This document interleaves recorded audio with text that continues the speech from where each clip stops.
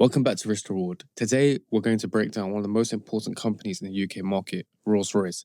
And no, it's not the car brand. This is a global aerospace, defense, and energy giant, and it sits right at the center of some of the biggest industries in the world. So let's have a look at this. Rolls-Royce actually makes high-performance engines and power systems, and their business is split into three main areas. So number one, it is civil aerospace. Number two, defense. And number three, power systems. Civil aerospace is the biggest business. So they build engines for large aircrafts. What makes them different is they don't just sell the engines, they sell power by the hour contracts. And what that means is airlines pay Rolls-Royce every time that the engine is used. And let's have a look at some of the major engine deals they have. At the Paris Air Show 2025, Rolls-Royce secured deals for over 140 aircraft engines across multiple airlines. And that includes the likes of 50 engines for Riyadh Air, 40 engines for Vietjet, 20 engines for Starlux Airlines. And these are long-term supply and servicing deals which stretch into the 2030s. They've also secured a £370 million contract supplying engines for Air Algérie aircraft, major wide-body aircraft orders linked to airlines like Emirates and Etihad. And historically, these deals are huge. For example, a single Trent XWB contract with Qatar Airways was worth $5.6 billion. Emirates engine deals have reached up to $8.4 billion at list prices. Let's have a look at aftermarket. So this is where Rolls-Royce makes the real money. So what they do is they sign long-term servicing deals, like Emirates extending engine maintenance contracts into the 2040s. So if we have a look at it, and once an engine is sold, they are generating revenue for 20 to 30 years.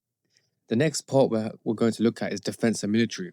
So again, this is one of the most strategic parts of the business. Rolls-Royce provides engines and nuclear propulsion for UK nuclear submarines, military aircrafts, and global defense programs. And one of the biggest contracts is a £9 billion deal with the UK Ministry of Defense for nuclear submarine reactors. This is a long-term, government-backed, and critical to national security.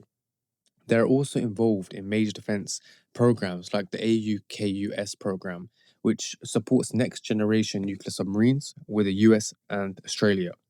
And they're also involved in the Global Combat Air Program, where Rolls-Royce is developing the next-generation fighter jet engines. These are projects which can run for decades, meaning consistent and predictable revenue. The next aspect is power systems and SMRs. So this is where the future growth is.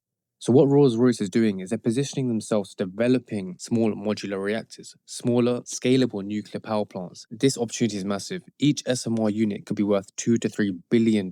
And if rolled out at scale in the UK and globally, this could be a multi-billion pound industry.